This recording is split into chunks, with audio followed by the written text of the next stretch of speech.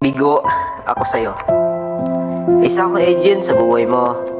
Ini-stalk ko kung anong klase kang tao dahil ikaw lang naman ang unang mission ko. At dito sa mundo na to, inaalam ko kung saan ang bahay mo.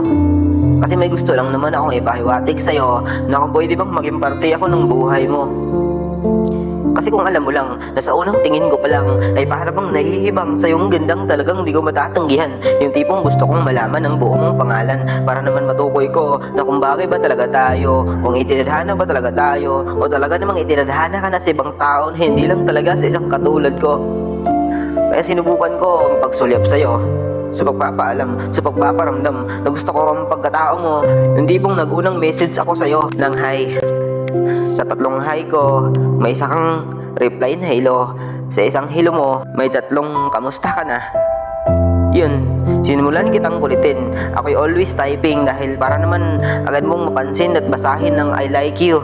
No one can prevent my feelings for you. Pero ako naman, daliri ko umuugat sa pakikipag-chat, sa pagtatapat na gusto kita, pero sin lang ang iyong itatapat. Hindi mo ba alam kung anong nararamdaman pag nagmahal ka ng isang taong wala naman talaga sa iyong pakialam, na wala naman talaga sa iyong nararamdaman, na wala man lang balak na ikay-re-replyan?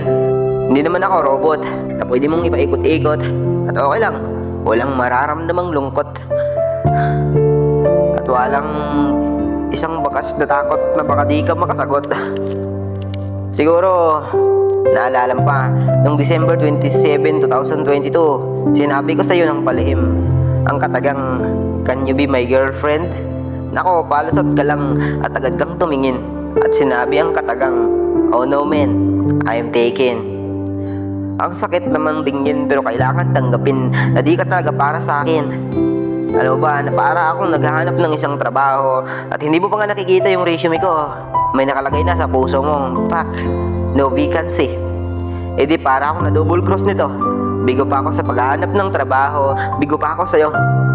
Kaya naman, ipagpapaliban ko lang tong aking nararamdaman na sa'yo ko nang sana ilalaan pero nasayang kasi may iba ka nang walang nagugustuhan.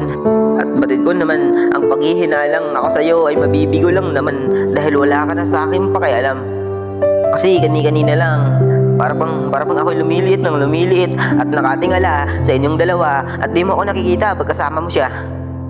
Alam mo bang madaling sabihin na okay lang talaga ako pero deep inside, nasasaktan na rin naman ako.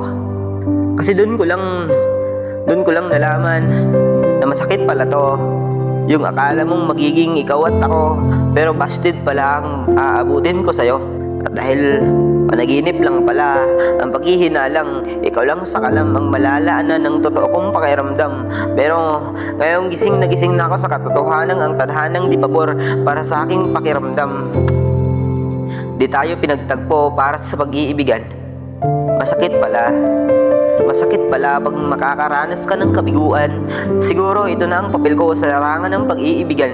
Ang mabigo sa pag-ibig na paminsan-minsan lang naman. Ako umibig at dahan-dahan pang matutuklasan na ako sa'yo'y mabibigo lang naman. Alam mo, pag naalala ko na busted pala ako sa'yo, nako, naiinis ako sa sarili ko kasi mukhang aso yung nakapasa sa'yo. Pero salamat nga pala dahil binigo mo ako para di na ako mapapasubok sa puso mong bato.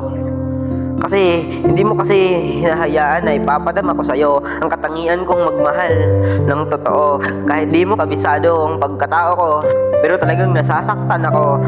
Kasi nako naman, hindi mo pa nga ako nasusubukan kung ano ba talaga ang pagkakaiba nila sa aking katangian. Kung paano may papakita sa iyong ikaw lang sa kalam ay handang iingatan.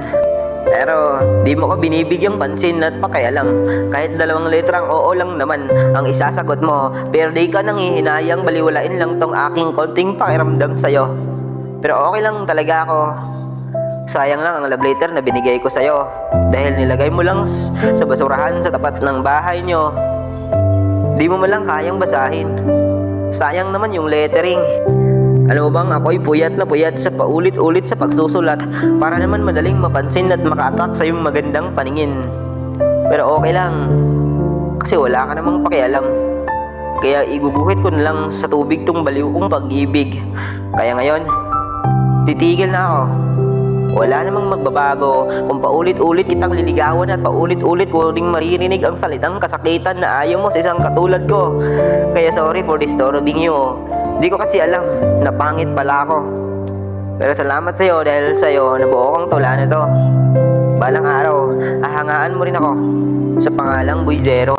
Dahil di ko makakalimutan ang sandali na to. Dahil tumatak na sa aking bungo at nakaguhit na sa aking isipan ang katagang nabuo ko dahil sa'yo. Ito yung katagang bigo ako sa'yo.